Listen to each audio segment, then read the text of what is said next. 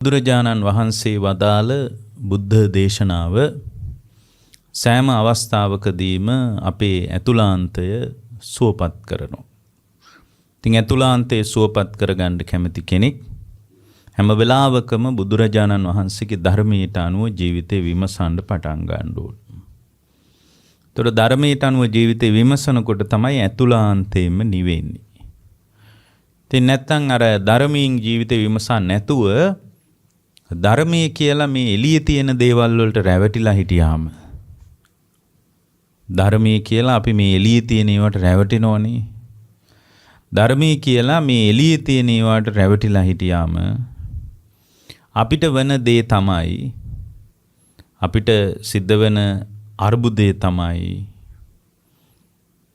හැම වෙලාවකම මොහොතක් පාසාම අපේ ජීවිතය තුළ මොහොතක් ගානේම අපේ ජීවිතය තුළ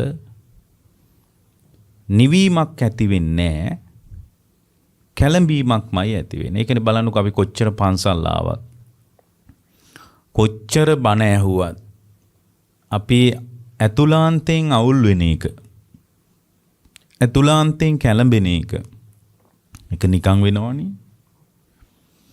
ඒතර ඇතුළාන්තයෙන් නොකැළඹීම පිණිස උදව්වක් ගන්න කෙනෙක්.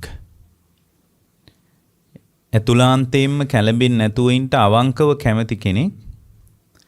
එයා කරන්න ඕන දේ තමයි හැම වෙලාවකම බුදුරජාණන් වහන්සේගේ ධර්මයේ එයාගේ ඇතුළට ගන්න ඕන. ලෝකයට ආදේශ කර බණහන්න හොඳ නැහැ. දැන් අද ගොඩාක් වෙලා තියෙන්නේ ගොඩාක් දෙනෙක් ධර්මයේ ශ්‍රවණය කරන්නේ ඒගොල්ලෝ ලෝකයට ආදේශ කර තමයි බුද්ධ වචනේ දෙස බලන්නේ. ලෝකයට ආදේශ කර. එතකොට මේ ලෝකයට ආදේශ කර බලනකොට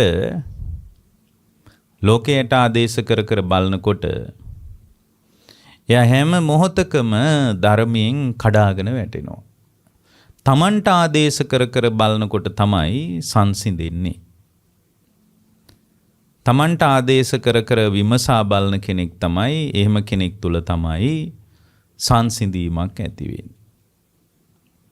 ඒ නිසා මේ සංසිඳෙන්න කැමති කෙනෙක් නිවෙන්න උවමනා කරන කෙනෙක් ජීවිතයේ සදාතනිකවම සංසිඳීම බලාපොරොත්තු වෙන කෙනෙක් සෑම අවස්ථාවකදීම ධර්මයේ තමන් උදෙසා බව දකින්න ඕන.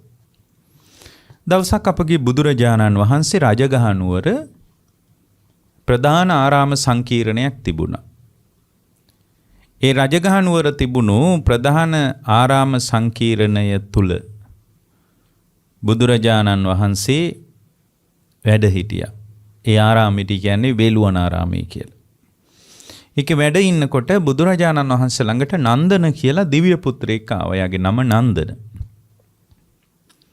එයා බුදුරජාණන් වහන්සේ ළඟට ඇවිල්ලා කිව්වා ස්වාමීනි භාග්‍යවතුන් වහන්සේ ඔබ වහන්සේගේ ඥානය ආවරණය වෙලා නැහැ. එයාගේ ප්‍රශ්නේ තමයි ඔබ වහන්සේගේ ඥානය ආවරණය වෙලා නැහැ. ඒ කියන්නේ ඔබ වහන්සේගේ ඥානෙ බොහොම විවෘතයි.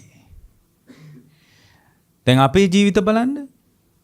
අපේ ජීවිත දිහා බලනකොට අපිට තේරෙනවා අපේ ජීවිතවල ඥානය අපිට වැහිලානේ තියෙන ආවරණය වෙලා. අපි ලෝකේ කියවන්නේ ඥානයක් නැතුව. ලෝකේ විමසන්නේ ඥානයක් නැතුව. ලෝකේ අඳුනගන්නේ ඥානයක් නැතුව. ලෝකේ තේරුම් ගන්නේ ඥානයක් නැතුව. එතකොට ලෝකේ ඥානයක් නැතුව කියවනකොට ඥානයක් නැතුව තේරුම් ගන්නකොට යාට දුක වැටහෙන්නේ නැහැ. එයා ලෝකේ අනිත් පැත්තට හිතන්නේ. එයාට දුක හරියට වැටහෙන්නේ නැහැ. එයාට දුක හරියට තේරෙන්නේ නැහැ. එයා හිතන්නේ කන පිටට.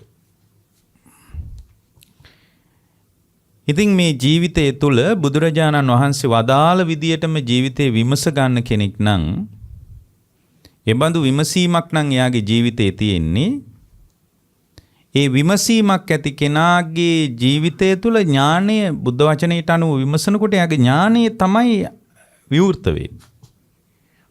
බුද්ධ ශාසනයේ ප්‍රධානම දේ විදියට සලකන්නේ ඥානය. දන් දෙන එක එහෙම නෙමෙයි. ලංකාවේ උපාසකම්මල කොයි වෙලෙත් දන් හට්ටියක් උස්සගෙන පන්සල් ගානේ ගියාට පන්සල් වලට ගියාට ඒක බුද්ධ ශාසනයේ ප්‍රධාන දේ නෙමෙයි. ලංකාවේ මිනිස්සු හිතන්නේ මේ බත්මාළු පිණි ටිකක් ඔයලා ගිහින් දෙන එක තමයි ප්‍රධාන දේ කියලා. ඉතින් දානමාන දෙන එක නිකන් අපේ ජීවිතේට වැදගත් පිනක් රැස් වෙන දෙයක්. ඒවා ඉතින් අපි අදත් දෙන්න ඕන, හෙටත් දෙන්න ඕන. මැරෙනකන් දෙන්න ඕන, පිරිනුවම් පානකන් දෙන්න ඕන. ඇයි? මේ සැපේ කියන්නේ දානයේ සම්බන්ධ දෙයක්. යම් කෙනෙක් සැප විඳිනවා නම් එයා ඒ සැප විඳින්නේ මොකක් නිසාද? සසර දන් දුන්න නිසා. හැබැයි බුද්ධ ශාසනයේ ප්‍රධාන දේ දානේ නෙමෙයි. බුද්ධ ශාසනයේ ප්‍රධාන දේ මොකද්ද? ඥානය. බුද්ධ ශාසනයේ ඉලක්කය තමයි ඥානය හදාගන්න එක. බුද්ධ ශාසනයේ ප්‍රධාන ඉලක්කය තමයි ඥානය හදාගන්න එක. ඒතර බුද්ධ ශාසනයේ ප්‍රධාන ඉලක්කයක් ඒක. ඥානය හදාගන්න එක. ඒතර ඥානය නැත්තම් ඥානයක් නැති තැනක යම් පුද්ගලයෙක් තුළ ඥාන සම්ප්‍රයුක්තකම නැති තැනක කිසිම ධර්මී ප්‍රගමනයක් නැහැ. බලාපොරොත්තු වුණු ධර්මී දියුණුව කරා යාට යන්න බෑ ඇත්තටම. ඥානෙ නැති තැනක. එතකොට මේ ඥානය කියන එක බුද්ධ ශාසනයේ බොහොම අවශ්‍ය දෙයක්. ඊටාම අත්‍යවශ්‍ය දෙයක් තමයි මේ ඥානය කියලා කියන්නේ. ඥානෙ නැත්තම් බුද්ධ ශාසනයේ ඉස්සරහට යන්න බෑ. එතකොට මොකද්ද ඥානය කියලා කියන්නේ? සම්මාදිට්ඨියට. දුක්ඛේ ඥානං ඒක තමයි සම්මාදිට්ඨිය. දුක්ඛ සමුදය ඥානං සම්මාදිට්ඨිය. දුක්ඛ නිරෝධේ ඥානං ඒක තමයි සම්මාදිට්ඨිය. දුක්ඛ නිරෝධ ගාමිනී පටිපදාය ඥානං ඒක තමයි සම්මාදිට්ඨිය. එහෙනම් මේ ඥානය කියන එක නැති වුණොත් අපේ සම්මාදිට්ඨිය කඩාගෙන වැටෙනවා. සම්මාදිට්ඨිය කඩාගෙන වැටෙනකොට යාගේ ඥානය පිරිහිලා යනවා. දැන් මේ නන්දන කියන කෙනා දිව්‍ය පුත්‍රයා බුදුරජාණන් වහන්සේට කියන්නේ අනේ ඔබ වහන්සේගේ දර්ශන ඥානය ආවරණය වෙලා නැහැ. දර්ශන ඥානය වැහිලා නැහැ. ඔබ වහන්සේගේ දර්ශන ඥානය බොහොම විවෘතයි. ඒ දර්ශන ඥානයේ විවෘත නිසා මම ඔබ වහන්සේගෙන් අහන්නේ කොයි වගේ කෙනෙක්ද සැබෑ සිල්වතා කියලා කියන්නේ? කොයි වගේ කෙනෙක්ද සැබෑ ඥානවන්තය කියලා ඔබ වහන්සේ අදහස් කරන්නේ? ඔබ වහන්සේගේ ඥානෙ වැහිලා නැති නිසා ඔබ වහන්සේ තමයි මේකට උත්තර දෙන්න හොඳම කෙනා. මං හිතනවා මේකට ඔබ වහන්සේ ළඟ හොඳ උත්තරයක් තියෙනවා කියලා. ඒ නිසා මට ඔබ වහන්සේ පැහැදිලි කරන්න, ඔබ වහන්සේ තේරුම් කරන්න, ඔබ වහන්සේ මට මේක පැහැදිලි කරලා දෙන්න. මොකද්ද? ස්වාමීනි භාග්‍යවතුන් වහන්සේ ඥානයේ වැහිලා නැති ඔබ වහන්සේ කියන්නේ සැබෑ සිල්වතාගේ ස්වરૂපය, සැබෑ ඥානවන්තයාගේ ස්වરૂපය කොයි වගේද? මේ ඥානයයි සීලයයි, සීලයෙන් තමයි ඥානෙ හැදෙන්නේ. ඥානයෙන් තමයි සීලේ තහවුරු වෙන්නේ. සීලෙන් තමයි ඥානෙ හැදෙන්නේ. ඥානෙන් තමයි සීලේ තහවුරු වෙන්නේ. ස්ථාවර වෙනවා. දැන් සෝවාන් වුණාට පස්සේ කවදාවත් සීලේ කැළල් වෙන්නේ නැහැ. සෝවාන් වෙච්ච කෙනා තුල කවදාවත්ම සීලේ කැළල් වෙන්නේ නැහැ. සෝවාන් වෙච්ච කෙනාගේ සීලය ස්ථාවර වෙනවා. සෝවාන් වෙච්ච කෙනාගේ සීලය තහවුරු වෙනවා. එතකොට දැන් අපි බලමු මේ කොහොමද සීලයෙන් ඥානයද, ඥානයෙන් සීලයද හැදෙන්නේ කොහොමද කියලා අපි බලමු. එතකොට මේක හදාගන්න එක සම්පූර්ණයෙන් ඕගොල්ලන්ගේ වැඩක්. බුද්ධ ශාසනය ඇඟිල්ලෙන් පෙන්නලා දිශාව පෙන්නනවා, එච්චරයි. බුද්ධ ශාසනය කරන්නේ එච්චරයි. බුද්ධ ශාසනය ඇඟිල්ලෙන් දිශාව පෙන්නනවා. ඉතින් ඇඟිල්ල දිහා බලන ඉඳලා වැඩක් නැහැ. දිශාවෙන් ප්‍රයෝජනයක් තියෙන කෙනෙක් ඒ දිශාව කරා යන්න ඕන. දිශාවෙන් ප්‍රයෝජනයක් ඇති කෙනෙක් එයා කරන්න ඕන දේ තමයි ආයේ දිශාවට යන්න ඕන. එතකොට එයා ඒ දිශාව පෙන්නපු ඇඟිල්ල දිහා බලාගෙන ඉඳලා වැඩන්නේ. අද වෙලා තියෙන්නේ ඒක තමයි. චතුරාර්ය සත්‍ය අවබෝධය පටිසම්භිදා ඥාන උපදවාගෙන ලෝකෝත්තර මාර්ග ඥානීය දර්ශන ඥානීය උපදවාගෙන සදාතනිකවම නිවෙන්න බුදුරජාණන් වහන්සේ වදාළ ධර්මයේ අපි ඉස්සරහ තියාගෙන අපි ඉතින් හඳුන් කූරුපත්තු කර කර ඉන්නවා.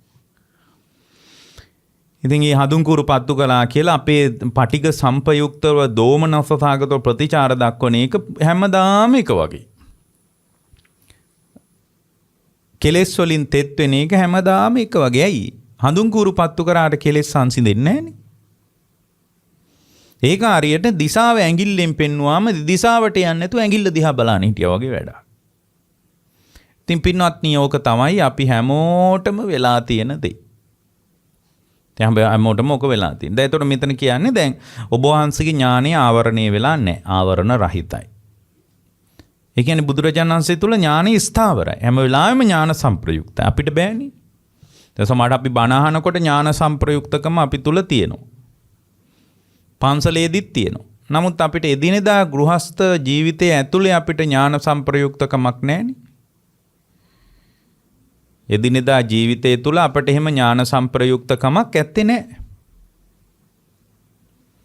එතකොට එදිනෙදා ජීවිතය තුළ අපට එහෙම ඥාන සංප්‍රයුක්තකමක් නැති නිසා අපි බොහොම අසාර්ථකයි. ඒ ඥාන සංප්‍රයුක්තකමෙන් විමසන්න බැරි වෙච්ච වෙලාවට අපි හැම වෙලාවකම ලෝකයේ අරමුණු වලට වටිනාකම් දීලා ලෝකයේ පැත්තෙන් අපි වටිනාකම් හොයනවා. ලෝකයේ පැත්තෙන් අපි හැමදාමත් වටිනාකම් හොයනවා. අපිට ඒක නවත්තන්න බෑ. ලෝකයේ පැත්තෙන් වටිනාකම් හොයන කෙනෙක් වෙන්න එපා ඇත්තටම. ලෝකයේ පැත්තෙන් වටිනාකම් හෙව්වොත් හැමදාමත් ඔබේ සිත ලෝකේ වටිනාකම් පෙන්න ඔබ වටේට කරකවනවා. ඔබ වටේ යවනවා. මේ සංසාරයේ වටේ යන කෙනෙක් වෙන්න එපා. සසර වටේට කැරකෙන කෙනෙක් වෙන්න එපා. සසර වටේ බිඳලා දාන ක්‍රමයක් තියෙනවා. ඒ භාවනාවට අපි කියන්නේ විවට්ටානුපස්සනාව. සසර වටේ බිඳෙන විදිහට භාවනා රම්මණයට සමවදිනවා.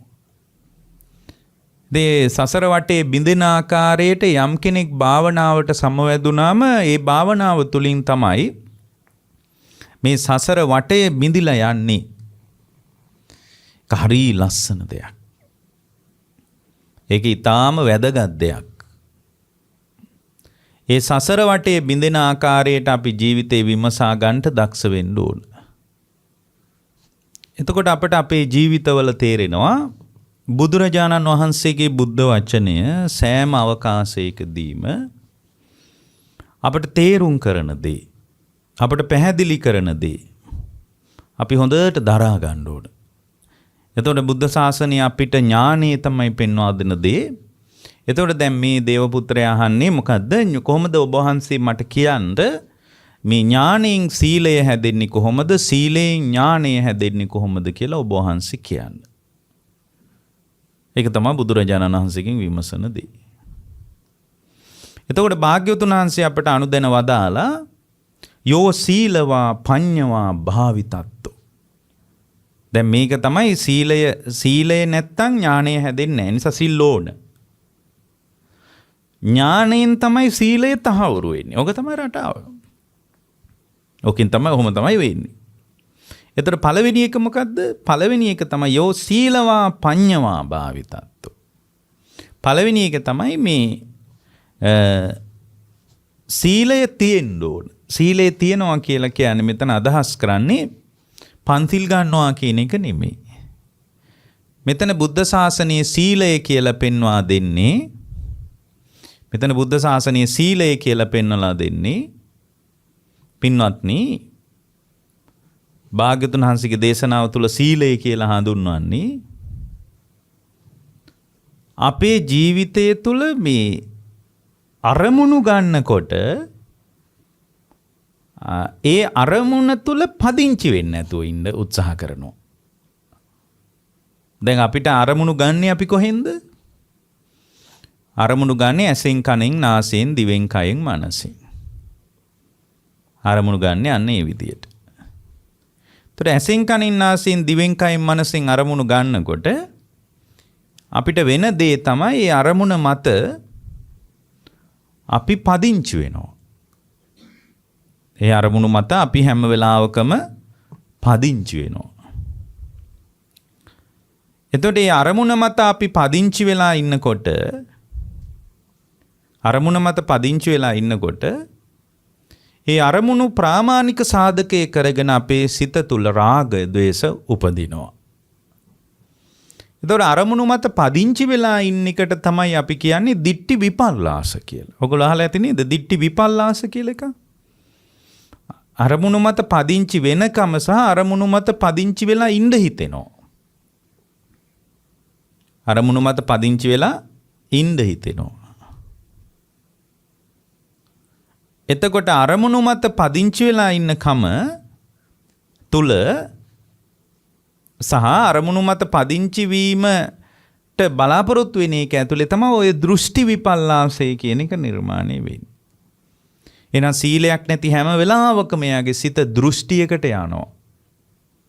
සීලයක් නැති හැම වෙලාවකම දෘෂ්ටියකට යනවා. හැබැයි ඒ සීලය කියලා අපි අදහස් කරන්නේ මම පන්සිල් රකින්නවා, අටසිල් රකින්නවා, දසසිල් රකින්නවා කියන එක නෙමෙයි මෙතන කියන්නේ. මෙතන අපි සීලය කියලා අදහස් කරන්නේ මොකද්ද? සීලය කියලා අදහස් කරන්නේ ආරම්මණය තුල පදිංචි වෙන්නේ නැති එක. ඒතර ආරම්මණය තුල පදිංචි වෙන්නේ නැහැ කියලා කියන්නේ අපි අරමුණු ගන්නේ ඇස කන නාසය දිවකය මනස තුලින්. ඒතර අපි ඇස කන නාසය දිවකය මනස තුලින් අපි අරමුණු ගන්නකොට ඇස කන නාසය දිවකය මනස තුලින් අපි අරමුණු ගන්නකොට ඒ අරමුණු ගැනීම ඇතුලේ ඒ අරමුණු ගන්නකොට ඒ අරමුණු ගැනීම ඇතුලේ ඒ අරමුණ මත පදිංචි වෙලා ඉන්නකම තමයි දෘෂ්ටිය කියලා කියන්නේ. ඒ අරමුණු මත පදිංචි වෙලා ඉන්න එකට අපි කියනවා ඒක ඇතුලේ නිර්මාණය වෙන එකට අපි දිට්ඨි විපල්ලාසකය කියනවා. ඒ දිට්ඨි විපල්ලාස නිසාම අපිට ඒ අරමුණ නිසා එක්ක රාගය උපදිනවා, එක්ක ද්වේෂය උපදිනවා. එක්ක ඇලීම, එක්ක ගැටීම ඇති වෙනවා. ඒ ඇලීම ගැටීම ඇති වෙන මට්ටමට අපි කියනවා මොකද්ද? ඇලෙනකම ඇතුළේ යාට රාගය පදනම් කරගෙන චෛතසික ගලනවා.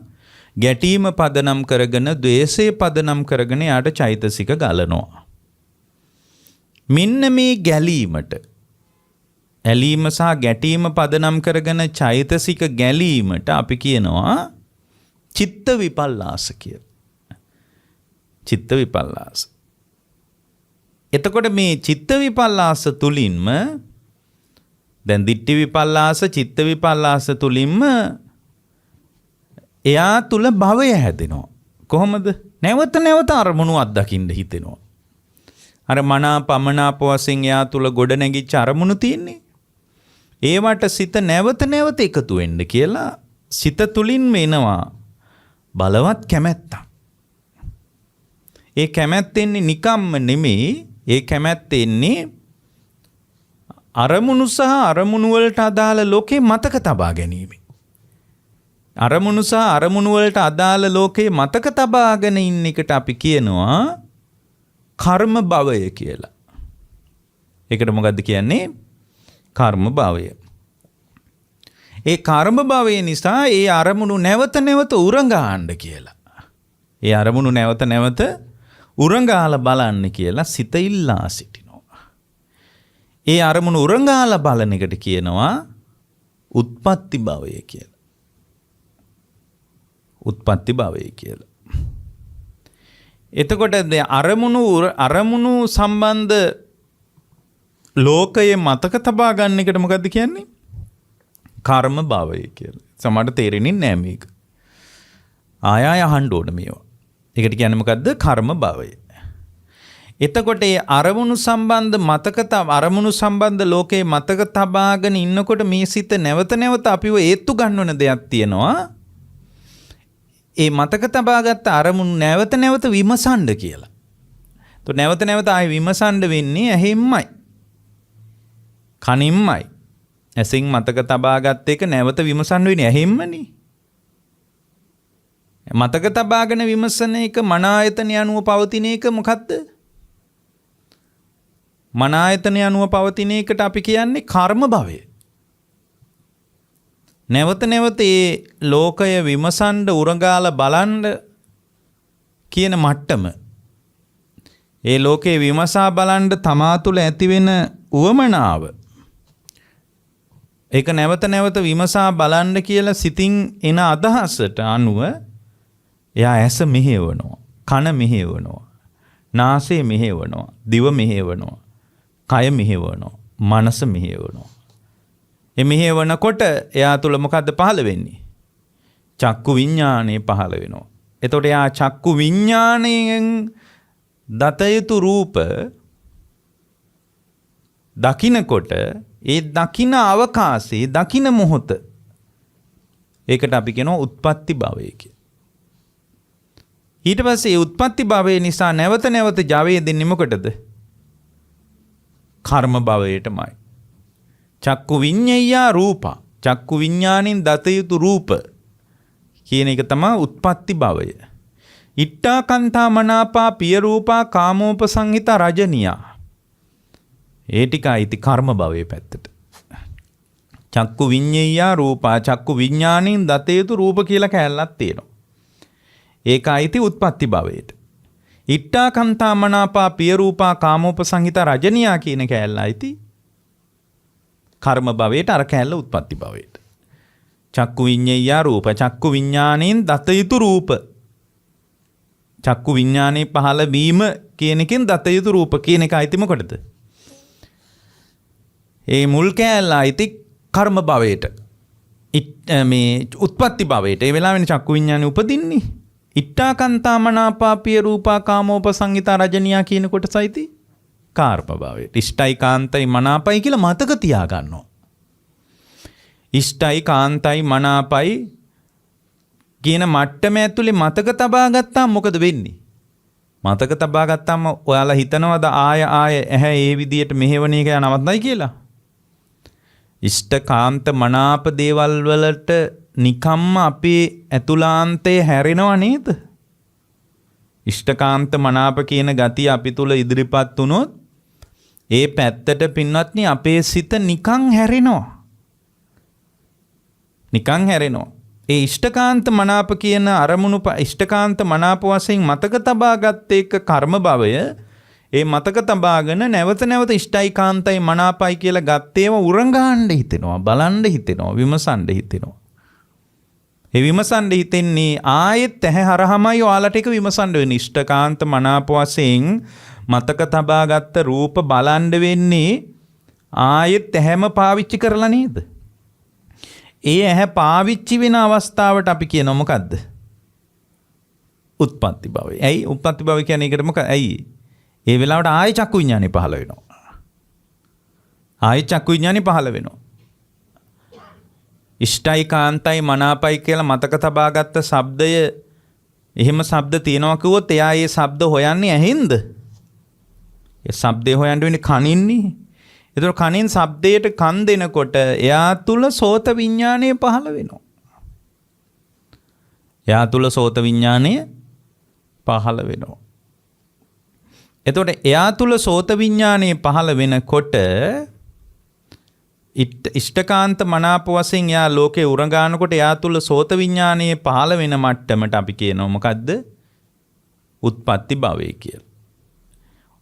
ඔන්න ඔය ටික ඔයාලට තේරෙනවා නම් මොකද්ද අපි තුල වෙන දේ? දැන් බුදුරජාණන් වහන්සේගෙන් මෙයා අහන්නේ මොකද්ද? අනේ ඔබ වහන්සේගේ සීලය, ඔබ වහන්සේගේ ඥානය ආවරණය වෙලා නැහැ. ඒ කාලේ සිල්වතුන් ගැන විවිධ නිර්වචන තියෙන්න ඇති. ඒකනේ මේ අහන්නේ. සීලේ කියන එක ගැන එක එක කතා තියෙන්න ඇති. ඥානය කියන එක ගැන විවිධ කතා තියෙන්න ඇති. සැබෑම සිල්වතාගේ සීමාමයි ඔබ වහන්සේ කියන්න මට. සැබෑම ඥානවන්තයාගේ සීමාව කියන්න.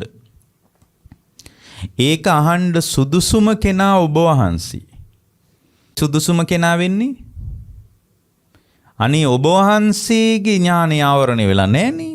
එනිසා ඔබ වහන්සේ මට මේ කතාව කියන්න සුදුසුයි කියලා කිව්වාම බුදුරජාණන් වහන්සේ වදාලා යෝ සීලවා පඤ්ඤවා භාවිතත්තු.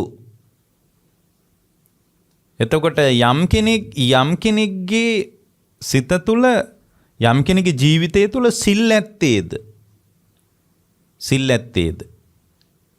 යම් කෙනෙක්ගේ ජීවිතය තුළ සිල් ඇත්තේද? ඒතකොට සීලය කියලා අපි විතර අදහස් කරන්නේ සීලෙන් තමයි ඥානය හැදෙන්නේ. ඥානයෙන් තමයි සීලය තහවුරු වෙන්නේ. ඔක තමයි අපේ මුළු පදනම. මේක ඒ සෝවාන් වුණාම සදාතනිකව සිල් කැඩෙන්නේ නැහැ නේ කවදාවත්. සෝවාන් වෙච්ච කෙනා තුළ පිහිටන්නේ අරියකාන්ත සීලය. නිකම් සීලයක් නෙමෙයි. ඒක පිහිටියාට පස්සේ ආයි කැඩෙන්නේ නැහැ. එන්න සෙබෑ සිල්වත්කම මතුවෙන්නේ සෝතාපන්නකමත් එක්ක. ඒකට වෙන විසඳුමක් නැහැ. සැබෑ සීලේ මතුවෙන්නේ සෝවාන් වුණොත් විතරයි. සෝවාන් නොවිච්ච එක මිනිහෙක්ගේවත් ජීවිතේ සීලයක් පිළිබඳ ස්ථාවරත්වයකට අපට යන්න පුළුවන් කමක් නැහැ. යෝ සීලවා කියන්නේ එතකොට මොකද්ද? සීලවා කියලා කියන්නේ එයා ගන්න අරමුණ මත අරමුණු ගන්නවනේ. ඒ අරමුණු මත පින්වත්නි කෙලෙස් සහගත මතකයට නොයාම පිණිස ඇස තුල ඇති වෙන සංවරය. ඒක නැති වුණොත් මොකද වෙන්නේ? ඒක නැති වුණොත් දෘෂ්ටිය. දිට්ඨි විපල්ලාස. දිට්ඨි විපල්ලාස වුණාම මොකද්ද වෙන්නේ? දිට්ඨි විපල්ලාස වුණාම දෘෂ්ටි අවුල් වුණාම එයා ඒ අධ්‍යක්ෂපු තත්වයේ තුල එහෙන් රූප දැක්ක කියමුකෝ. ඒක ඇතුළේ යාගේ සිත තුල ඇලෙනවා, ගැටෙනවා. ඇලෙන්නේ රාගයේ පදනම් කරගෙන, ගැටෙන්නේ ද්වේෂයේ පදනම් කරගෙන. එතකොට එයා තුල ඇලීම් ගැටීම් ඇති වෙනකොට ඒ ඇලීම් ගැටීම් පදනම් කරගෙන එයා තුල ඇලීම් ගැටීම් ඇති වෙනකොට ඒ ඇලීම් ගැටීම් පදනම් කරගෙන ඒ කෙනාගේ ජීවිතය තුළ ඇලීම සහ ගැටීම පදනම් කරගෙන එයාගේ ජීවිතය තුළ රාග ද්වේෂ උපදිනවා. රාග ද්වේෂ උපදිනවා කියන්නේ චිත්ත විපල්ලාස. ඉස්සෙල්ලා එක මොකද්ද? දිට්ඨි විපල්ලාස. දැන් චිත්ත විපල්ලාස. එතකොට දැන් මේ චිත්ත විපල්ලාස මතින් මොකද්ද වෙන්නේ? භවය හැදෙනවා. රාග ද්වේෂ පදනම් කරගෙන තමන් තුළ කෙලෙස් සහගතවම යා ඒ தত্ত্বය පිළිබඳ මතකයකට යනවා. අර දැක්ක දේ පිළිබඳ ඉෂ්ඨකාන්ත මනාප ප්‍රිය උපදවන කාමෝපසංහිත වශයෙන් එයාගේ ඇතුළාන්තය තුළ අදහසක් නඩත්තු වෙන්න යනවා. ඒ අදහස නඩත්තු වුණාට පස්සේ මේ සිත නැවත අපෙන් ඉල්ලා සිටින්නේ මොකද්ද? රූප බලන්න කියලයි. ඒ ඉෂ්ඨකාන්ත මනාප රූප අතාරින්න එපා කියලයි. හරි, අතාරින්න එපා කියන අදහස ආවහම එයාට නැවතත් රූප බලන්න වෙනවා. රූප බලන්න වෙන්නේ හිතෙන්ද? රූප බලන්නේ කනින්ද? නෑ, කොහෙන්ද රූප බලන්නේ? ඇසෙන්. එතකොට ආයෙත් ඇස පහළ වෙනවා. රූප පේන මට්ටමට ඇහැ මෙහෙව ගන්නවා. රූප පේන මට්ටමට ඇහැ මෙහෙව වෙන එකට අපි කියනවා මොකද්ද? ඒකට මොකද්ද කියන්නේ? ඒකට කියන උත්පත්ති භාවය. දැන් තේරෙනවද සීලයක් නැතිකමේ අවදානම? අපි හිතානිනවා පොයට පන්සලට ගිහින් උතුරු සළුව දාගෙන බිම වාඩි වෙලා හාඳුරු කියන එකට සාදු කියවම සිල් කියලා. නෑ ඒක සිල් නෙමෙයි. එතකොට යෝ සීලවා පඤ්ඤවා භාවිතත්තෝ. පඤ්ඤවා කියන්නේ ප්‍රඥාව කියන එකේ තේරුම මොකද්ද? ප්‍රඥාව කියන එකට තියෙන බුද්ධ ශාසනයේ තියෙන අදහස මොකද්ද? පජානාති කියන එක. ප්‍රඥාව කියන්නේ මොකද්ද? පජානාති කියන්නේ මොකද්ද? අවබෝධ කරනවා කියන එකට. පජානාති කියන්නේ මොකද්ද? අවබෝධ කරනවා. ඥානේ ඊටාම වැදගත් සීමාවක් ඒක. ප්‍රඥාව කියන්නේ ඥානෙ නෙමෙයි. ප්‍රඥාව කියන්නේ ඥානයට අයිති දෙයක්. ලෝකේ ශ්‍රේෂ්ඨම දේ ඥානයේද ප්‍රඥාවද? ශ්‍රේෂ්ඨම දේ මොකද්ද? ඥානයේ ශ්‍රේෂ්ඨම දේ. ඇයි? බුද්ධ ශාසන ඉලක්කය ඥානය. ඥානයට අයිති දෙයක් ප්‍රඥාව. ප්‍රඥාව කියන්නේ ඥානෙ නෙමෙයි. ඥානෙ උපදවන දේ තමයි ප්‍රඥාව. එහෙනම් ශ්‍රේෂ්ඨ දේ බලන්න මේ පොඩි ඒවා අපි දැනගන්නේ කොච්චර වටිනවද? ශ්‍රේෂ්ඨ දේ ප්‍රඥාවද ඥානෙද? ඥානය. එතකොට ප්‍රඥාව අයිති මොකටද? ඥානයට. ප්‍රඥාවෙන් මොකද්ද කරන්නේ? ඥානය හදන එක. ප්‍රඥාවෙන් ඥානය හදන එකයි කරන්නේ. එතකොට ප්‍රඥාව නැත්තම් ඥානය ගැන කතා කරන්න පුළුවන් කමක් නැහැ. එයි මතක නැද්ද මේ දේශනාව පටන් ගනිද්දී අපි කිව්වේ කොහොමද? බුද්ධ ශාසනයේ ඉලක්කයේ විදියට අපි කිව්වේ මොකද්ද? බුද්ධ ශාසනයේ ඉලක්කයේ විදියට අපි කිව්වේ අන් කවර දෙයක්වත් නෙමෙයි. බුද්ධ ශාසනයේ ඉලක්කය තමයි ඥානය හදන එක. ඥානය හදන එක. ඒකනේ බුද්ධ ශාසනය අපි දේශනාව පටන් ගනිද්දිම ඔයාලට කිව්වේ. දේශනාව පටන් ගනිද්දී ඔය පින්නතුන්ට අපි දෙයක් කිව්වා.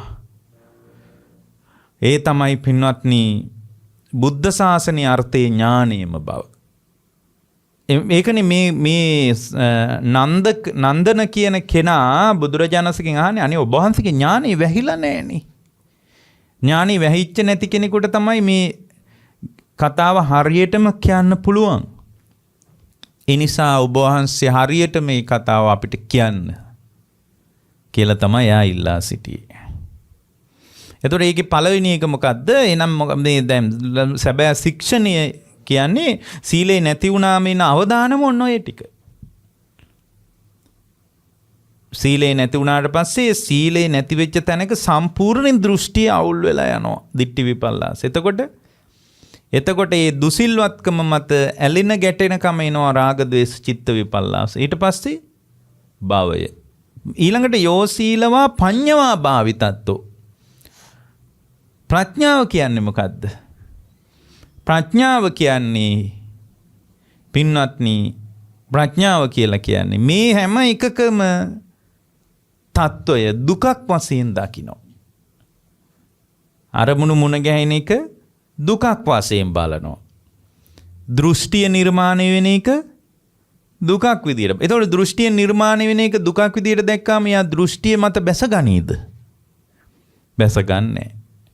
දෘෂ්ටිය මතින් උනේ මොකද්ද? දිට්ඨි විපල්ලාසයෙන් මොකද්ද උනේ? ඊළඟට ඇති උනේ මොකද්ද? චිත්ත විපල්ලාස. එයාගේ සිත විපල්ලාස වලට යන්නේක දුකක් වශයෙන් බලනවා. ඊට පස්සේ දෘෂ්ටි විපල්ලාසයට ගිහින් එයා මේ අරමුණු පදනම් කරගෙන යා තුල ඇති උනේ මොකක්ද?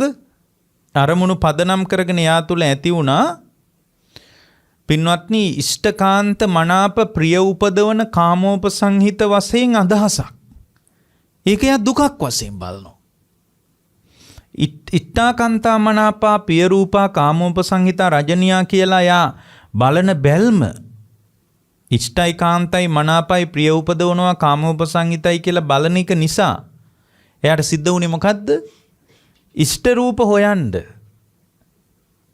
කාන්ත රූප හොයන්න, මනාප රූප හොයන්න. ඒ හොයන්න වෙච්ච එක දුකක් විදියට බලනවා. අන්න දැන් එයාට මේ සමස්ත ක්‍රියාවලියම එයාට වැටහෙනවා මොන විදියටද?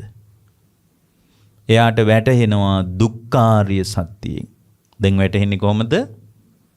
දුක්ඛාරිය සත්‍යයෙන්. යන්නේ දුක්ඛාරිය සත්‍යයෙන් වැටහෙන එකට මොකද්ද කියන්නේ? පඤ්ඤවා ප්‍රඥාව. දැන් තේරෙනවද? සීලයයි ප්‍රඥාවයි අඤ්ඤමඤ්ඤ වශයෙන් මේ කෙනෙක්ව නිදහස් කරන විදිය භවයෙන්. යෝ සීලවා පඤ්ඤවා භාවිතත්තෝ. භාවිතත්තෝ කියන්නේ මේක මේ විදියට මේ කියන්නේ අරමුණු ප්‍රත්‍ය දුකක් වශයෙන්, දිට්ඨිය දුකක් වශයෙන්, විපල්ලාස සාගත සිත දුකක් වශයෙන්, විපල්ලාස සාගත සිත දුකක් වශයෙන්, ඊට පස්සේ භවය දුකක් වශයෙන්, ඉෂ්ඨකාන්ත මනාප ප්‍රිය උපදවන වශයෙන් පිළිගන්න එක දුකක් වශයෙන්, ඉෂ්ඨකාන්ත මනාප ප්‍රිය රූප හොයන්න වෙන මට්ටමට චක්කු විඥානයේ පවතින එක දුකක් වශයෙන් බැලුවා කියලා ඒකෙන් විතරක් ඥානෙ හදන්න බෑ. ඊළඟට යා මොකද්ද කරන්න ඕන? යෝ සීලවා පඤ්ඤවා භාවිතත්තෝ. භාවිත කරන්න ඕන. භාවිත කරනවා කියන්නේ භාවිත කරනවා කියලා කියන්නේ වඩන්න ඕන. එයා ඒක වඩන්න ඕන. එතකොට වඩනකොට මෙන්න මේකේ ඊටාම වැදගත් දෙයක් තියෙනවා පින්වත්නි. වඩනකොට එයා S2 පියාගෙන එයා මේ කතාව දකින්න ඕන. මේ බණ අහනකොට ඔයාලා දැන් අහගෙන ඉන්නේ ඔය. ඒ අහගෙන ඉන්න මට්ටමේ తত্ত্বය S2 පියාගෙන චිත්‍රපටියක් බලනවා වගේ සිතින් විමසන්න ඕන. විනාඩි 10ක් 15ක්. ඊට පස්සේ කියනවා එහෙම විමසනකොට එම් විමසා බලන එක පුරුද්දක් කරගන්න ඕන. ඊළඟ එක සමාහිතෝ නිකම්ම විමසලා බෑ. විමසන්න කලින් මොකද්ද තියෙන්න ඕන? සමාහිත සිතක් තියෙන්න ඕන. සමාහිත සිතක් කියන එකේ අදහස මොකද්ද? අරමුණු ප්‍රතිබද්ධ නොවීම. දැන් ඔයාලට එකපාරම ඇස් අරගෙන ඉඳලා එකපාර ඇස් දෙක පියාගත්තට පස්සේ ඇස් අරගෙන හිටපුවා තමයි මතක් වෙන්නේ. ඒ මතක් වෙන්නේ ඇයි? සමාහිත බව නැතිකමට. ඒ නිසා යා සමාහිත බව පිණිස මොනවා හරි උපාය මාර්ගයක් පාවිච්චි කරන්න ඕන. එයා පාවිච්චි කරන්න ඕන උපාය මාර්ගය මොකද්ද? එයා පාවිච්චි කරන්න ඕන උපාය මාර්ගය තමයි පින්වත්නි. එයා S2 පියාගෙන එකපාරටම පින්වත්නි අරමුණු ප්‍රත්‍ය දුකක් වශයෙන්, දෘෂ්ටිය දුකක් වශයෙන්, සිත විපල්ලාස දුකක් වශයෙන්, කර්ම භවයේ දුකක් වශයෙන්, උත්පත්ති භවයේ දුකක් වශයෙන් බලනවා නෙමෙයි. සමාහිත වෙන්න ඕන. සමාහිත වීම පිණිස මොකද්ද කරන්නේ? S2 පියාගෙන එකපාරටම S පියාගෙන මේ කතාව බලන්නේ නැහැ. එයා Tamanගේම ආස්වාස ප්‍රාස්වාසයේ දෙස බලාගෙන ඉන්න ඕනේ. යටත් පිරිසෙන් විනාඩි 15ක්වත්. ඊට පස්සේ තමයි මේ වැඩේ කරන්නේ. බලන්න පොඩි අඩුවක් තිබ්බත් මේ වැඩේ සම්පූර්ණ වෙන්නේ නැහැ. පොඩි අඩුපාඩුවක් තිබ්බත් මේ වැඩේ සම්පූර්ණ වෙන්නේ නැහැ. සමාහිතෝ. ඊළඟට කියනවා ඥානරතෝ. ඥානරතෝ කියන්නේ සමාහිතෝ ඥානරතෝ. ඥානරතෝ කියලා කියන්නේ ඥානයට නෙමෙයි. සමාහිතෝ ඥානරතෝ. ධානයට ඥානරතෝ කියන්නේ. ඥානරතෝ කියන්නේ මොකටද? ධානයට. ධානයේ ස්වභාවය මොකද්ද? කාමයන්ගෙන් සිත මිදී පවතිනවා. අකුසලයන්ගෙන් සිත මිදී පවතිනවා. අර කාම අරමුණු අකුසල අරමුණු වලින් සිත මුදවාගෙන භාවනා රම්මණයටම සමවදින්න ඕන. භාවනා රම්මණයටම සමවදින්න ඕන. භාවනා රම්මණයටම සමවදිනවා. අර කාම අරමුණු අකුසල අරමුණු එක්ක එකතු වෙන්නේ. රාග දේශ මොහ වලට පදනම් වෙච්ච ඒවාට එකතු නොවේ. සිත පුළුවන් තරම් භාවනා රම්මණයටම එකතු වෙනවා. භාවනා රම්මණයම පේනවා. ඒ කියන්නේ හුස්ම විතරයි පේන මට්ටමට හිත හදා ගන්න ඕන. වෙන මොකුත් පේන්නේ ආස්වාස ප්‍රාස්වාසයේ පමණයි පේන්නේ. ආස්වාස ප්‍රාස්වාසයේ පමණයි පේන්නේ. ඒ නිසා යාගේ සිතුවිලි වල උද්වේගය අඩු වෙලා යන්න ඕන. මේ ආදි වශයෙන් අර පඨම ධානයේ, ဒုတိ ය ධානයේ, තෘතිය ධානයේ, චතුර්ථ ධානයේ ආදි වශයෙන් බුදුරජාණන් වහන්සේ වදාළ ධාන ස්වභාවයට යා එකතු වෙන්න ඕන. ඔක්කොම නෙමෙයි එකක්වත් උපදවන්න ඕන. එහෙනම් ඒක උපදවන්න නැතුව අර ටික දුකක් වශයෙන් බලනකම අපි කරන්නේ. එහෙනම් සමාධියේ ගැඹුරු අර්ථයකට සමවැදිච්ච කෙනෙක් තමයි අරමුණු ප්‍රත්‍ය දුකක් වශයෙන්ද, දිට්ඨි විපල්ලාසයේ දුකක් වශයෙන්ද, චිත්ත විපල්ලාසයේ දුකක් වශයෙන්ද, ඒ දුකක් වශයෙන් බලන එකයි ති මොකටද? ප්‍රඥාවට. යෝ සීලවා පඤ්ඤවා භාවිත. ඒක ප්‍රඥාව. ඒ ප්‍රඥාවේ වැඩේ එකපාර කරන්නේ. ඒ ප්‍රඥාව වැඩේ කරන්න පඤ්ඤවා භාවිතත් ඒක භාවිතා කරන්න ඕන. ඒක භාවිතා කරන්නේ නැත්නම් එයාට සීලේ ස්ථාවරත්වයක්වත් ප්‍රඥාවේ තහවුරුකමක්වත් හම්බ වෙන්නේ නැහැ. පැහැදිලිනේ? ඊටාම පැහැදිලි. හැබැයි පඤ්ඤවා භාවිතත්වෝ කියන එක කරන්න තරම් ඔයාලගේ ඇතුළ ලෑස්ති නැති නිසා අපි දැන් මොකද්ද කරන්නේ? ඒකට අපේ ඇතුළාන්තය අපි ලෑස්ති කරගන්නවා. මොකද්ද කරන්නේ? අපේ ඇතුළාන්තයකට ලෑස්ති කරගන්නවා. ඒ ලෑස්ති කරගන්න තමයි පඤ්ඤවා ඊට පස්සේ සමාහිතෝ ඥාන රතෝ කියලා කිව්වේ. හොඳට S2 පියා ගන්නවා. S2 පියාගෙන Tamanගේ හුස්ම දෙස බලන්න පටන් ගන්නවා. හුස්ම දෙස බලන එක බුද්ධ ශාසනයේ ප්‍රධාන දෙයක්ද? නෑ. පඤ්ඤවාන් භාවිතත්වෝ කියන එක තමයි ප්‍රධාන දේ. ඒකට ලෑස්ති කරගන්න හුස්ම දිහා බලන්න පටන් ගන්නවා. ඒ හුස්ම දිහා බල ඉන්න ඕන කොච්චර වෙලාවක්ද? ඥානරතෝ ධානය උපදිනකම්. සමාහිතෝ ඥානරතෝ ධානය උපදිනකම් බල ඉන්න ඕන. ඥානරතෝ සතිමා. ඊට පස්සේ ඥාන ඉපදුනාට පස්සේ සතිමා. අරමුණ මත පදිංචි වෙලා ඉන්න බැරි මට්ටමට ඇස නිරුද්ධ වී යන බව, ඇති වෙන නැති වෙන බව දකින්න ඕන සතිමා. මම වශයෙන් එළඹිච්ච ලෝකේ මත හැම වෙලාවකම ඉන්න බැරි බව දකින්න ඕන. මම වශයෙන් වැටහෙනවා, ආයේ ඒක නැති වෙලා යනවා. ආයේ වැටහෙනවා, ආයේ නැති වෙලා යනවා. මෙනෙහි කිරීමෙන්ම මම වශයෙන් සමහර ඒවා වැටහෙනවා. දැන් මෙනෙහි කරලා බලන්නකෝ ඔයාලට තියෙන ඒවා. ඔයාලගේ කියලා හිතාගෙන ඉන්නේවා මෙනෙහි කරන්න.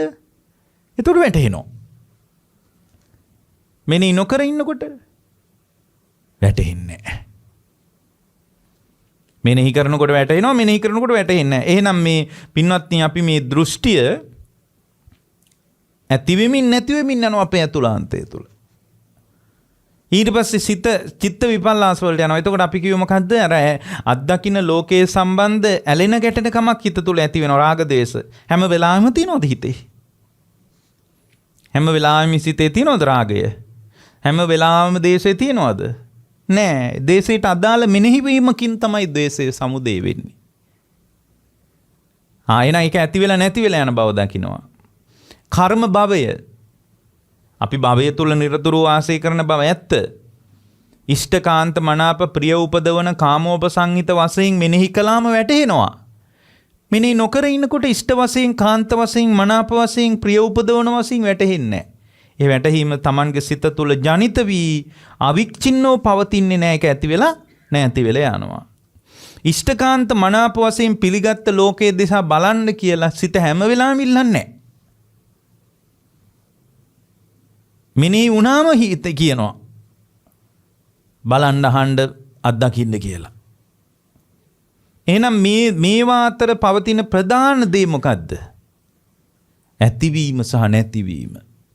අන්න මේ සම්පූර්ණ ක්‍රියාවලිය තුළ ඇතිවීම නැතිවීම දකින්න පුළුවන් නම්, මේ ක්‍රියාවලිය තුළ ඇතිවීම නැතිවීම දකින්න පුළුවන් නම්, අන්නේ ඇතිවීම නැතිවීම දකින්න එකට මොකද්ද කියන්නේ? සතිමා. එතකොට බුදුරජාණන් වහන්සේ මතක් කළා සබ්බස්ස සෝකා විගතා පහීනා.